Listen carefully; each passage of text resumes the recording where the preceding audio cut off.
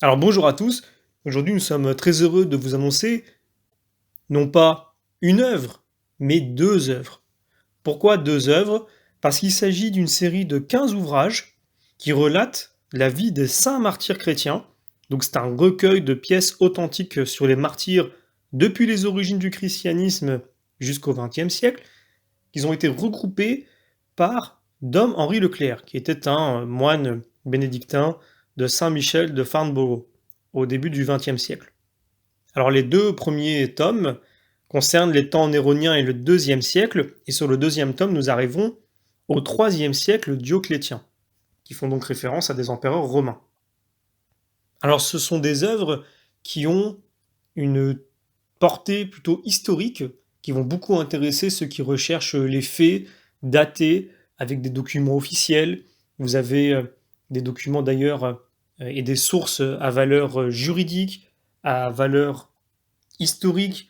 Vous avez toutes sortes de documents qui sont regroupés. Et au départ, sur le tome 1, par exemple, vous avez les sources des actes des martyrs qui sont mentionnés. Et vous avez des commentaires, notamment sur la valeur des sources, et puis des explications évidemment sur tout ce qui concerne le juridique. Il nous est également expliqué de quelle façon ces sources-là ont été établies, rédigées, conservées, expédiées, etc. Donc c'est vraiment une œuvre qui est objective, qui cherche à regarder froidement les faits et qui cherche aussi à contextualiser les situations.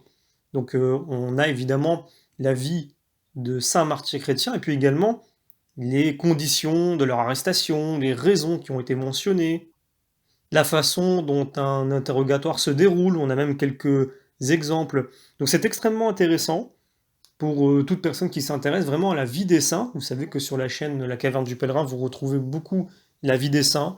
Certains ont la chance d'être très connus, avec des œuvres audio, papier, etc. Et d'autres un peu moins.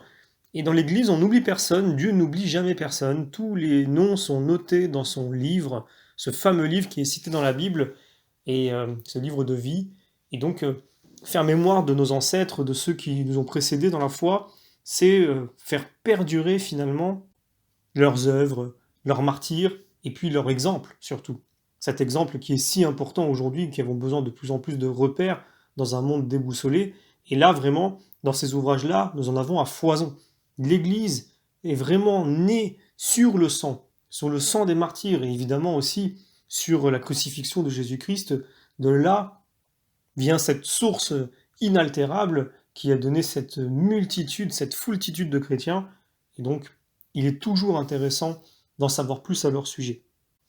Donc dans le tome 1, vous avez le premier martyr, qui est donc Saint Étienne, qui était diacre à Jérusalem, et on continue avec les martyrs de Saint Jacques, les martyrs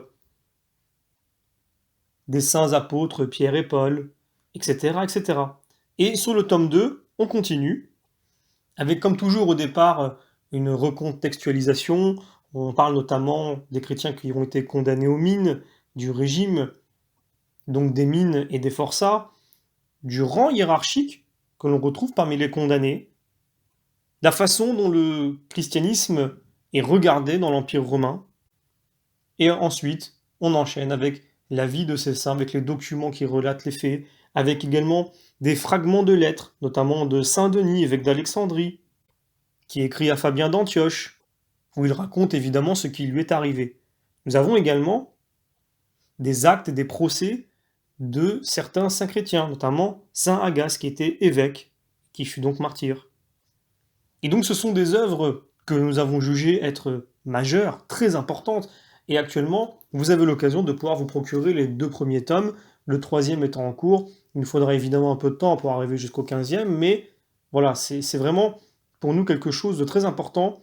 Comme toujours, vous le connaissez un petit peu maintenant, La Caverne du Pèlerin et sa ligne éditoriale qui consiste vraiment à ramener les trésors de la tradition. Et pour nous, la vie des saints est centrale. Ce n'est pas possible pour un chrétien aujourd'hui d'avancer seul, de ne pas regarder derrière lui. Parce que derrière lui, il y a tous ceux qui l'ont précédé. Non pas derrière lui, évidemment, dans le sens, regarder le passé, son propre passé, et puis y rester accroché. Non, regardez ceux qui l'ont précédé, ceux qui constituent l'Église et qui l'ont constituée avant lui, pour prendre l'exemple et continuer à avancer. Continuer ce chemin qui a été commencé par autrui avant nous. Il est illusoire pour un chrétien de penser que tout démarre à partir de lui. Non, effectivement, il a sa relation propre avec Dieu, mais celle-ci peut s'alimenter et doit s'alimenter d'ailleurs de ses prédécesseurs qui ont déjà fait ce chemin. Alors nous espérons évidemment que vous trouverez votre joie dans ces ouvrages-là, et comme toujours, nous vous remercions pour vos encouragements, pour vos partages, pour vos mails et pour les commentaires que vous nous laissez aussi sous les vidéos. Et nous vous donnons donc d'ores et déjà rendez-vous pour le prochain ouvrage.